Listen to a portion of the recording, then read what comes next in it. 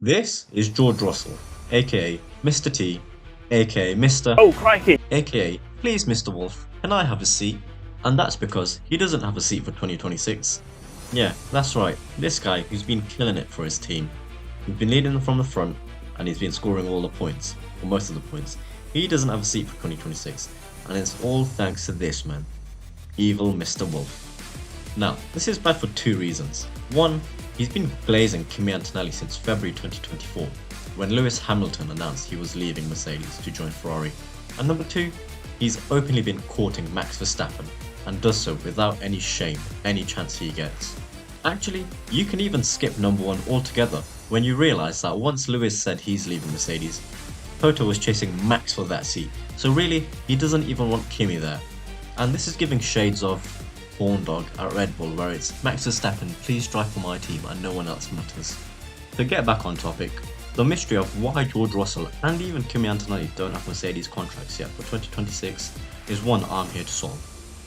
Before we get started, I'm trying to hit 100 subs before the end of the year, so if you could subscribe to the channel and like the video, that'd help me out so much, thank you.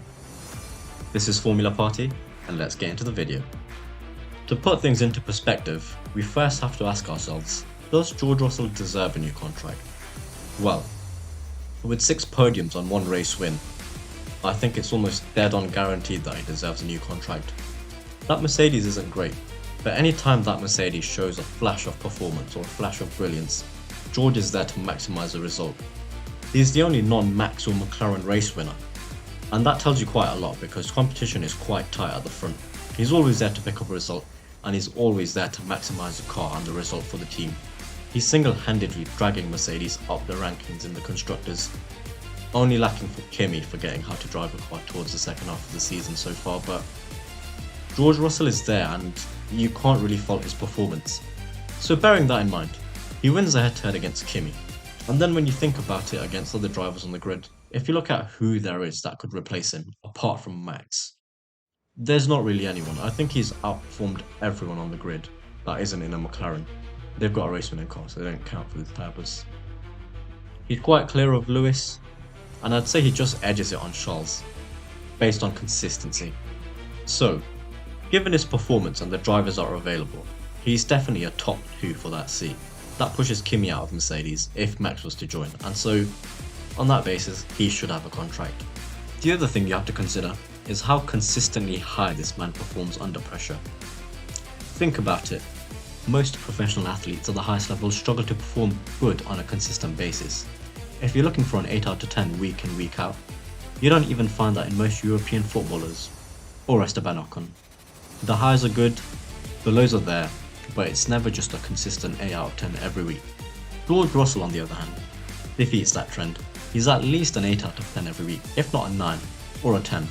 And that's what sets him above the rest as an elite athlete. He's always consistent, and that's what matters at the top level, and makes him world class.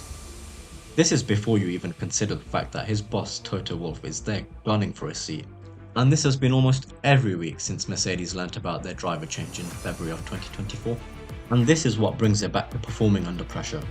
If you were trying your best every week and trying to perform, and you knew your boss was out there openly saying that they're looking to replace you, or looking to supersede you with a new team leader in Max Verstappen, most people would struggle with this kind of pressure.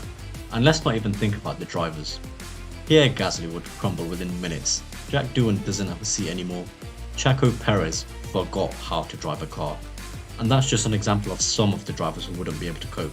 So for George to keep bearing the flag and flying it high for Mercedes, week in week out doing what he does, it's a real testament to his resilience.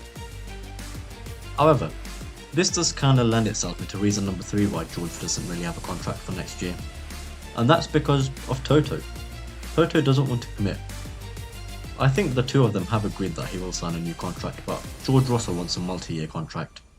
And Toto wants a 1+1 with a break clause, where he can have his drivers signed up, but also have the opportunity to dump one of his drivers the moment that Max Verstappen becomes available and ready to sign with Mercedes. It's the same reason Kimi doesn't have a contract for next year as well. And like I've said, this really leans itself to the narrative that Toto Wolff is really toxic, because he wants you to know, and he wants his drivers to know, that no matter how well they perform, and despite them even having a contract, He doesn't want them to feel safe in their seats, and he wants them to know that tomorrow isn't guaranteed if Max Verstappen's ready to move. As a team principal and a leader of an organisation, you do want your drivers to an extent to not feel comfortable in their seats, but you also want to do your best to reassure them and give them stability in an environment. Toto Wolff doesn't offer any of that. This is something you could have seen from his time managing Lewis Hamilton as well, because he had no shame coming in public, giving that weird smile and saying, oh, it's only a matter of time till the contract's signed with Lewis, but it was always him slowing things down, and it was always him causing some sort of delay for one reason or another and dithering about with getting a contract signed, when in reality, as a team principal of Mercedes, who's managing Lewis Hamilton, the greatest F1 driver of all time, your role as a team principal is just to put the paper down in front of him, say, here you go, Miss Hamilton, write however many years you want on it, write whatever number you want on it, and sign it. Thank you very much, job done. In summary, what this teaches you is, if Lewis can't get the contract he wants in his negotiating position out of Toto Wolff, then George Russell has absolutely no chance. And what it also tells you is that Toto is so wet for Max that he will wait to see Mercedes crumble before he starts doing what drivers really want. It will be interesting to see what sort of contract George signs in the end, and Kimi as well. But this was the truth about why George Russell hasn't signed a Mercedes contract yet. And we'll find out more as time unfolds and eventually the 2026 seats start falling into place. Until then, let me know your thoughts down in the comments below. This has been Formula Party, and the summer break is almost over. I'll see you during race week.